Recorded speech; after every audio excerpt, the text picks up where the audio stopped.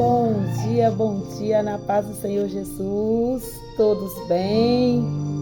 Vamos adorando o Senhor, merecedor de adoração, hein? Se não fosse Deus, hein?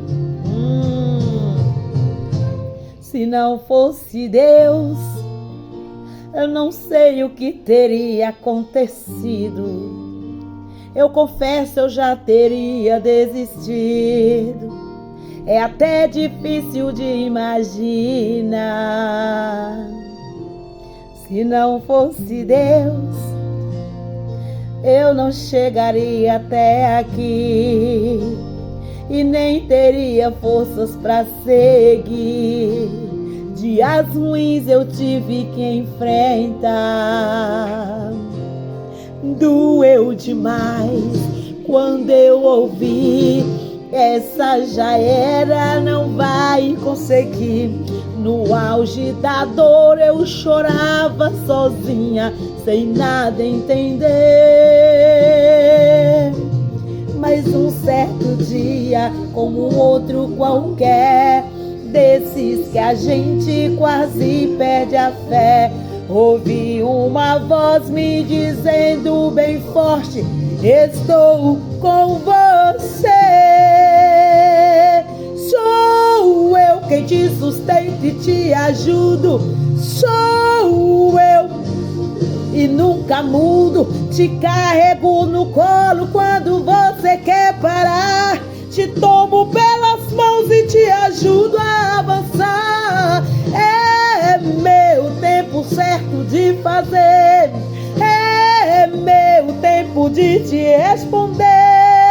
Seja renovado, motivado, seja cheio de autoridade e de poder. É a minha mão que abre e fecha. É a minha mão. Glória. Na guerra, oh glória. Faço na guerra o reino de paz. É a minha mão que vai te guardando. A minha mão que está te guardando. É a potente mão de Deus que em todo tempo estás no comando. Refletindo nesse hino, eu lembrei da passagem da trajetória do povo de Israel pela Babilônia. A gente vai ver que no livro de Jeremias 33, verso 3, já cumpriu a primeira parte em que Deus falou para o profeta Jeremias, e através de muitos outros profetas, que levaria o povo cativo, né? Permitiria o povo ser levado cativo para a Babilônia, porque o povo não se voltavam para Deus. O povo estava com o coração endurecido. E Deus então permitiu que o povo de Israel fossem levados ao cativeiro. Aí no capítulo 33, no verso 3, a gente já vai ver Deus cumprindo a outra parte da profecia, em que quando ele disse no capítulo 29 de Jeremias, aí Deus fala para Jeremias: Jeremias, o povo vai, eu vou levar o povo, vou permitir que o povo vá cativo, mas fala para o meu povo que ao cumprir dos 70 anos, eu os trarei de volta. Aí no capítulo 29, versículo 10, versículo 11, aí Deus vai dizer: bem sei eu os pensamentos que eu tenho ao vosso respeito, pensamentos de paz e não de guerra, bons e não maus. Aí ele diz: mas se o povo, né, se voltar a mim, orar a mim e buscar a mim, me acharão, quando a mim me buscar de todo o vosso coração. Lindo, o povo já estava sem esperança. 70 anos é muito tempo. E eles haviam se esquecido da outra parte que Deus traria de volta. Eles já tinham perdido a esperança. Eles já não conseguiam mais sonhar, projetar. Eles já achavam que tinha acabado para eles. Eles não conseguiam mais acreditar no retorno. Mas Deus é fiel com a palavra. Deus é fiel para com a sua palavra. Então eu vejo... Deixa eu só baixar aqui um pouquinho o volume aqui. Glória a Deus.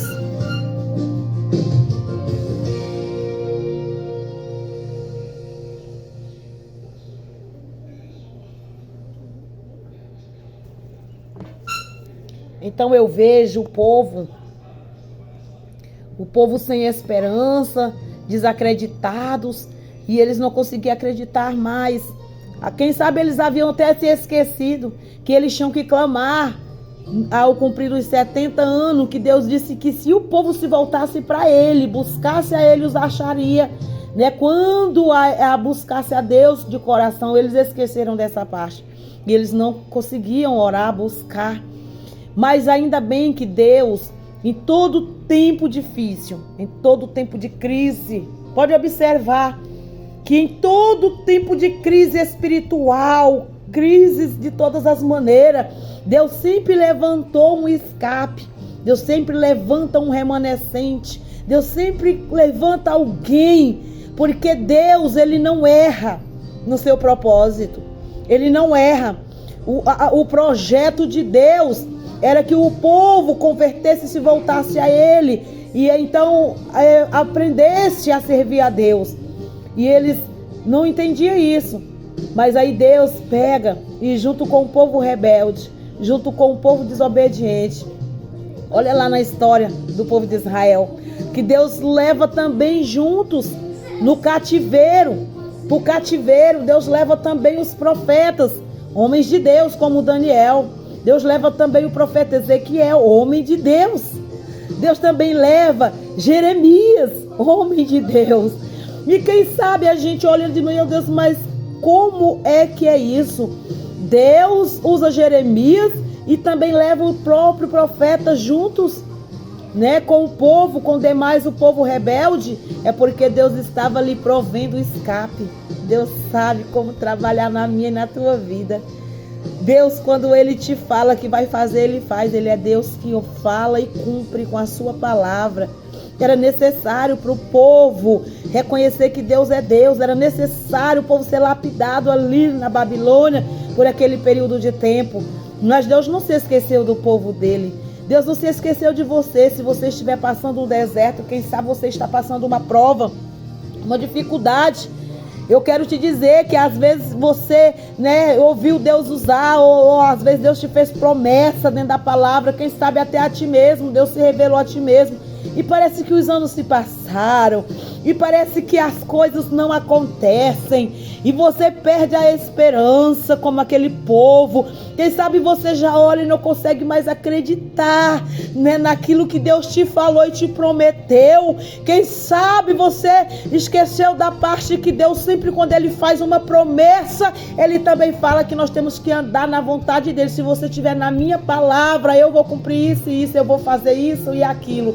Pode observar que Deus nunca, Ele vai te dizer, eu vou te entregar isso, mas você pode continuar da maneira que você tiver. Não, Ele vai dizer, se você obedecer a minha voz, se você andar no meu estatuto, se você ouvir a minha palavra, eu farei isso, isso e isso.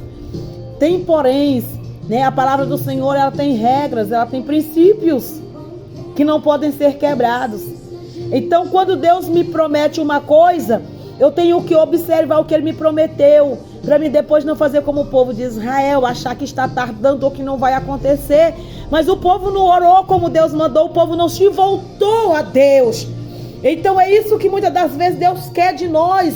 Para nós receber algo grande da parte de Deus, nós precisamos entrar na vontade de Deus, porque Deus está trabalhando em nós.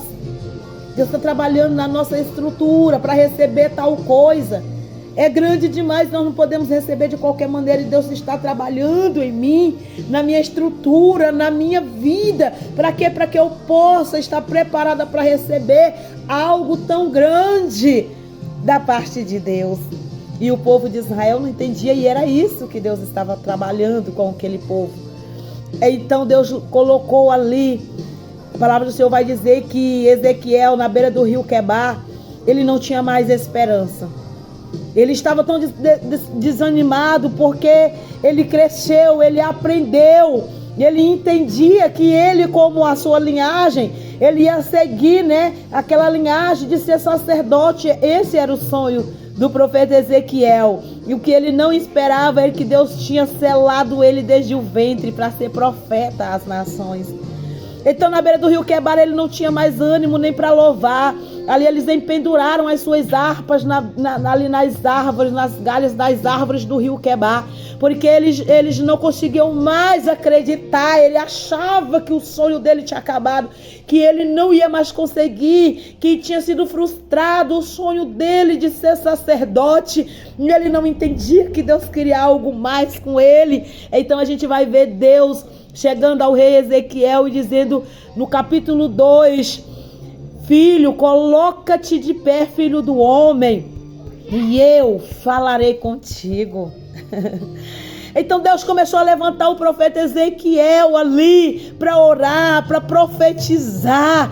Por quê? Porque Deus contava com aquele homem de Deus ali no meio do cativo, na beira daquele rio, junto com os demais que estavam no cativeiro. Ali para o palácio, Deus preparou e enviou o profeta Daniel. Olha como Deus é lindo. Era necessário ter alguém no palácio para estar ali dando um testemunho, para estar ali orando, para estar vendo como é que estava a situação, preparando ali o terreno. E através de Daniel, Deus falava ao coração do rei. Deus entendeu que aquele jovem era um jovem íntegro e que ele tinha um Deus maior que ele, que era o rei. Então Deus preparou para aqueles dias difíceis o profeta Daniel no palácio para testemunhar, para falar aquilo que Deus mandou, aleluia, e ser pregada a palavra do Senhor através do testemunho dele. Aí a gente vai ver no calabouço Jeremias, aleluia, no pátio, aleluia. A palavra do Senhor diz que essa palavra aqui que a gente leu, do capítulo 33, ele estava justamente, olha aqui, olha o que diz: e veio a palavra do Senhor a Jeremias segunda vez, estando ele ainda encarcerado, ou seja, estava ainda prisioneiro no pátio da guarda. Estava prisioneiro. Então Deus colocou os profetas em lugares diferentes para profetizar, para animar o povo, para clamar, para ver a situação que o povo estava. E então eles seriam os intercessores da época. E ali a palavra do Senhor diz que Deus, no palácio, Deus começa agora a incomodar o profeta Daniel, jovem que colocou no seu coração. Ele não entendia que ele estava sendo movido por Deus, quem sabe ele não estava entendendo, mas ele assentou no seu coração não contaminar com as iguarias da mesa do rei, fazendo olhar a diferença. Então ele disse: eu não vou pecar, aleluia, eu não vou me contaminar. E ali ele permaneceu fiel a Deus, sabe? De maneira que quando chegou o tempo certo, Deus incomoda Daniel. E Daniel começa agora a olhar os livros, onde está a história, onde está escrito as profecias de Jeremias, aonde foi escrito ali que Jeremias profetizou, né? Deus usou Jeremias para profetizar que depois do povo estar cativo, ao cumprir-se dos 70 anos, muito tempo, mas que Deus os traria de volta para reedificar os muros de Jerusalém, para levantar o templo, aleluia. Então Daniel começou a ser incomodado por Deus e começou a folhear os livros, e ele disse: olha, está escrito, esse é o tempo que Jeremias profetizou. Então no capítulo 9 de Daniel, versículo 2, Daniel vai dizer: eu mesmo, Daniel, entendi através das escrituras que está no livro que este era o tempo em que o profeta Jeremias profetizou que Deus tiraria o seu povo do cativeiro. Então ele disse: eu coloquei o meu rosto no pó. No versículo 2, pode abrir a palavra do Senhor, que ele vai dizer: então eu, Daniel, coloquei o meu rosto no pó, aleluia, aleluia. E ele começou a orar e começou a clamar com jejum, com súplica, e ele começou a pedir perdão a Deus pelos pecados do povo de Israel, porque ele disse: Senhor, eu sou pecador. Ele reconhecendo que era sujeito a pecar. Porém, a palavra do Senhor vai dizer que quando ali os príncipes procuraram em Daniel um pecado, um defeito, um vício, eles não encontraram. nenhum vício em Daniel, nenhum pecado em Daniel para poder acusar ele diante do rei. Então eles ali disseram, então vamos procurar na própria lei de Daniel, vamos levantar um decreto onde ninguém pode adorar um outro Deus que não seja o rei, a estátua do rei. Então Daniel foi pego porque estava orando 3 vezes ao dia. Ele abria a janela para o lado de Jerusalém, e ali a palavra do Senhor diz que ele orava. Aleluia, ele orava a Deus, aleluia, porque ele sabia a preciosidade que é a presença de Deus. Então ele orava olhando para o lugar santo e ele clamava a Deus 3 vezes ao dia. Ele não temeu morrer, ele não temeu ao rei, ele não temeu a ninguém, mas ele orava ao Deus do céu, aleluia. E Deus ouviu Daniel. Então Daniel não tinha pecado, defeito, não tinha vício, mas quando ele colocou o rosto no pó, no livro, né, de Daniel 9, verso 2 e verso 3 adiante, ele então começa a pedir perdão, mas como assim, se não acharam nenhum defeito nele, mas ele estava sendo ali o intercessor, ele estava se colocando diante do povo de Israel, porque Deus havia colocado Daniel ali para esse tempo, para interceder por a nação de Deus, a nação eleita do Senhor.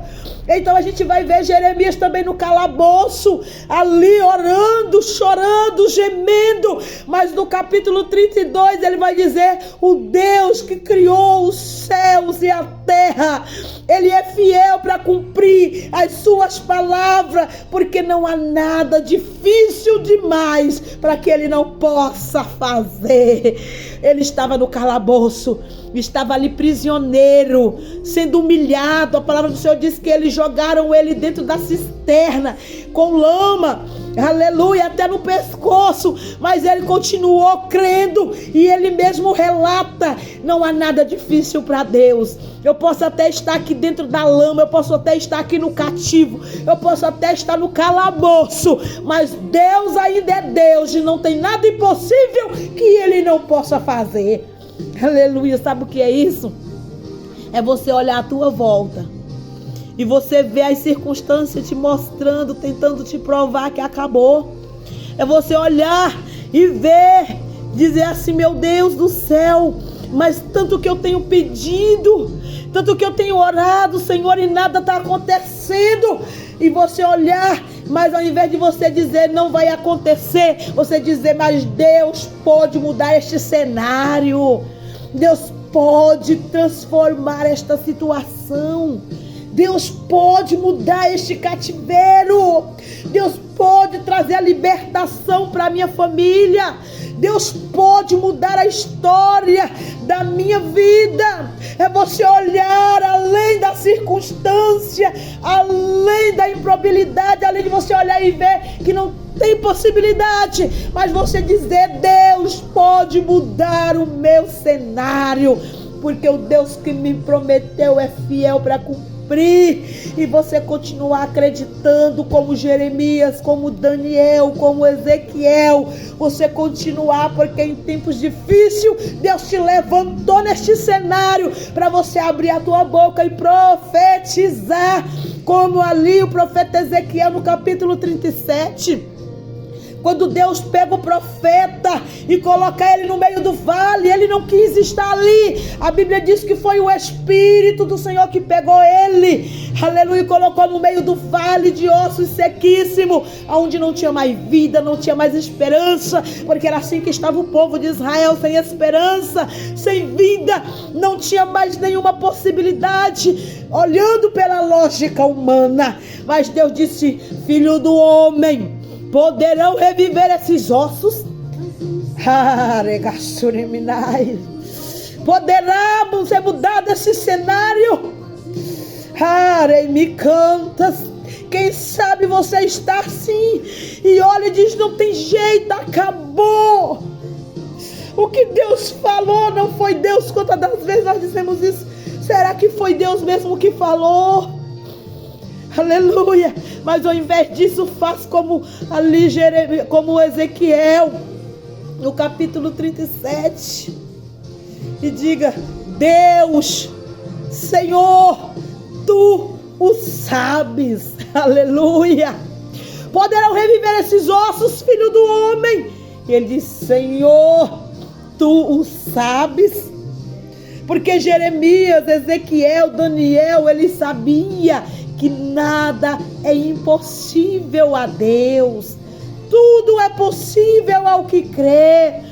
Então você precisa aprender a abrir a tua boca, ao invés de murmurar, ao invés de dizer não foi Deus, não foi Deus que falou. Você abrir a tua boca com convicção, dizer: foi Deus que falou e Ele vai cumprir no tempo certo, Ele vai fazer. Aleluia. E o cenário está dizendo: não tem jeito, acabou. E você dizer: Deus, tu sabe. Abre a tua boca e profetiza. Aí Deus começa a tomar o profeta Ezequiel no capítulo 37 e diz: filho do homem, começa a andar no meio do vale, no meio do cenário. Ainda que você olhe e não vê nada acontecendo, começa a olhar, aleluia, começa a olhar como o olhar de águia, além da circunstância, e começa a olhar, andar no vale e dizer: Deus, se tu me colocou aqui neste deserto, neste vale, foi para profetizar. Começa a abrir a tua boca e profetizar. Eu não estou vendo, mas eu estou crendo. Deus, eu não vejo, mas eu sei que o Senhor está fazendo, porque foi isso que, aleluia, o filho do homem falou, foi isso, aleluia, que o profeta disse. Então Deus disse: profetiza, filho do homem, abre a tua boca, profetiza. E nesta hora Deus está falando assim para você. Eu não sei qual é o teu cenário, eu não sei qual é a tua situação, mas como disse aqui, clamas a mim. Jeremias 33:3, clamas a mim. Não foi Jeremias que disse: Deus, eu quero clamar. Não, foi Deus que chega no profeta de Jeremias: abre a tua boca e grita, homem. Sabe o que é o clamor? É isso, é gritar, é o grito da alma desesperada. Oração, irmão, há uma diferença entre orar e clamar. Todos que clamam, ora, mas nem todos que oram, clama. Aleluia. Glória a Deus. Há uma diferença. Porque quando as coisas estão só mal, a gente ora. A gente coloca a boca no pó. Quem sabe a gente chora, ora. Aleluia. Mas quando as coisas estão mal, a pior. Quando você olha no cenário e você diz: morreu, acabou, não tem esperança. Oh, regassuriminai. E a tua alma, quem sabe, está angustiada, desesperada. E você olha e diz: meu Deus, não tem mais jeito. Acabou. Aí você começa, a tua alma angustiada, desesperada. Você não vai conseguir mais orar com calma. Não, você vai gritar, a tua alma vai dar vontade de gritar. Você vai rasgar a tua alma, o teu coração diante de Deus. Porque não tem como. Aleluia, o alma angustiada, orar silenciosa, não, aleluia, mas então você vai clamar a Deus porque a tua alma está aflita, então a tua alma vai gritar por socorro. O clamor é o grito de pedido de socorro. Então clamas a mim, Jeremias, foi isso que Deus falou para Jeremias, clamas a mim. Foi Deus que convidou o profeta a gritar. Jeremias, abre a tua boca, homem, começa a gritar, começa a clamar. Não é que Deus não sabia, mas Deus queria que o povo se voltasse para ele, como ele tinha falado no capítulo 29. Então Deus começou ali a convidar Jeremias: esse é o tempo, meu filho, começa a clamar, grita, porque eu vou ouvir quando o povo clamar, quando o povo me buscar, vão me encontrar, aleluia. Quem sabe é isso que Deus está esperando de mim e de você, atitude, toma atitude. Abre a tua boca, grita por socorro. Porque uma coisa é você estar dentro de um incêndio, as portas fechadas, e você não conseguir sair, e você ficar: socorro, socorro. Alguém vai passar lá de fora, vai te ouvir para conseguir te tirar de lá? Não. Você vai ter que gritar para que quem está lá fora te ouça. Assim é a alma angustiada, aflita, desesperada para o socorro. Então é o desespero da alma, é o clamor. Então abre a tua boca, grita por por socorro, fala com Deus. Não que Deus não ouça a oração, mas tem momento que é necessário clamar. Aleluia! Deus disse: clamas a mim, responder-te-ei. Olha aí, quando tu clamar, Jeremias, quando o povo de Israel clamar, Jeremias, eu vou responder, eu vou levantar, hein, me cantas, eu vou levantar e vou responder. Sabe o que é mais interessante? É que Deus ainda vai mais além. Ele disse: além de te responder, Jeremias, eu vou responder além do que tu me pede. Clamas a mim, responder-te-ei coisas grandes, coisas escondidas que tu não sabes, Jeremias. Aleluia. Coisa que tu não sabe, coisa que tu nem imagina, é o que eu vou fazer. Oh, rei, me cantas. Irmãos, o rei, ele não era crente, mas era coisas grandes, Jeremias, e o povo tinha que clamar, gritar a Deus, porque Deus ia fazer além do que eles imaginavam. Já pensou um rei que não era temente a Deus, que não servia a Deus, e agora Deus trabalhar? Os profetas não tiveram que ir lá e dizer: rei, deixa nós sair, rei, libera o povo de Deus. Não! A gente vai ver na história de Esdras, a gente vai ver no livro de Esdras, né? A gente vai ver também, aleluia, no livro de Neemias, o próprio Deus trabalhando no coração daqueles reis, para liberar o povo de Deus, para enviar o povo para reedificar as estruturas, os muros de Jerusalém, para reedificar o templo de Salomão que tinha sido destruído. Irmãos, você tem noção? Uma coisa é Deus falar com nós que servimos a Ele, que entendemos o falar dEle. Outra coisa é Deus ali esmiuçar o coração de reis ímpios, para fazer o rei liberar o povo. E não só liberar o povo, e ainda patrocinar tudo o que era necessário para reedificar os muros e o templo de Deus. Por isso que Deus disse: clamas a mim e respondeste-ei e anunciaste-ei coisas grandes, firmes, que tu não sabe. Quem sabe muitas e muitas vezes você está assim, achando que acabou, achando que não tem mais jeito, né? Como a gente louvou, né, no início, né? Se não fosse Deus, irmão, aquele povo achava que não tinha mais jeito se não fosse Deus. Para eles estava acabado. Quem sabe você está assim. Dói demais a gente ouvir como eles ouviam as nações vizinhas criticando, zombando deles. Eles saindo tudo humilhado, de cabeça baixa, acorrentados, levados cativos pelo inimigo do povo de Deus para a Babilônia, e as nações vizinhas aplaudindo, dizendo: olha aí, cadê o povo que não perdia uma guerra? Cadê o povo que dizia que o seu Deus era maior entre as nações? Entendeu? Dói demais.